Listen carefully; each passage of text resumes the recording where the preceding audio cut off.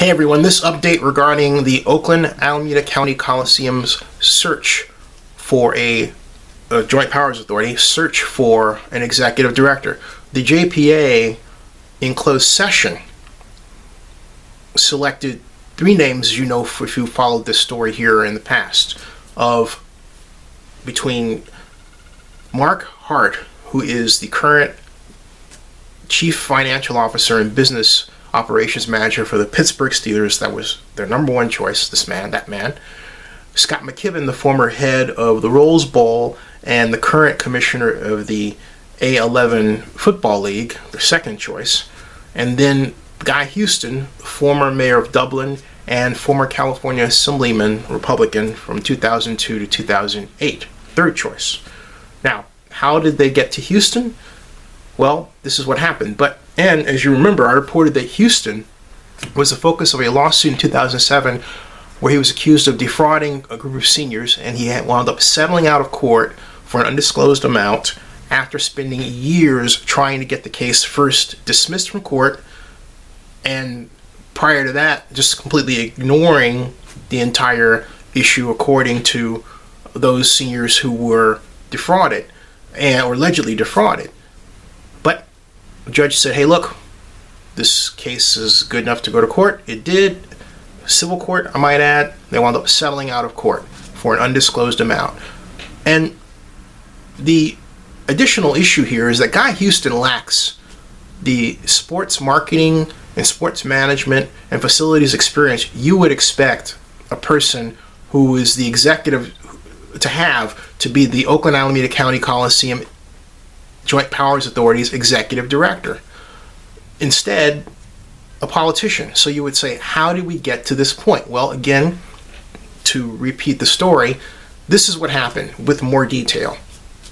First of all, the Hawkins Company presented 30 potential picks for the position.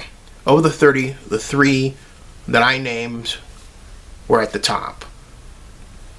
The first person, Mark Hart, wanted $425,000 to do the job.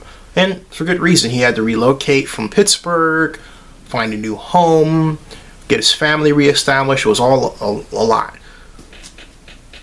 That was too much for the JPA. The second choice, Scott McKibben, wanted $325,000.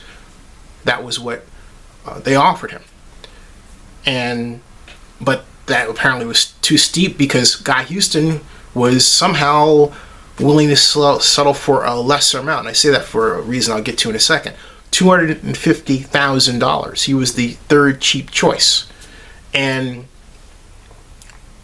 as my sources tell me, Oakland at-large council member and mayoral candidate Rebecca Kaplan said in closed session, well, we've got to pick someone, and they couldn't do a deal with Mark Hart because he was too steep, wouldn't come down, had the relocation issues, and then Scott McKibben was at $325,000, but somehow, and this is where I get suspicious, I think someone talked Guy Houston into selling for a lesser amount, and that's how he became the choice.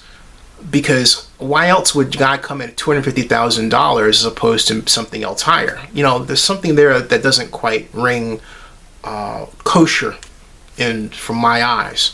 But at any rate, that's my sources are telling me he agreed to be paid. Now, the way the whole issue went down in closed session was that Nate Miley abstained, Larry Weed abstained, Scott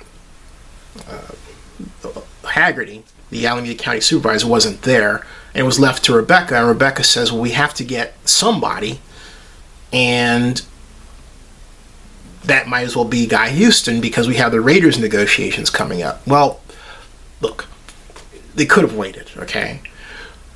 Additionally, I did call Rebecca Kaplan in her office, and their official stance is that this is a personnel issue and they cannot comment. So I did reach out to them, reached out to a number of people who are on the Joint Powers Authority, who can't comment on what is a personnel issue. But that's essentially the latest. I also understand that there are other publications, most notably the Oakland Tribune, that are working on this as well.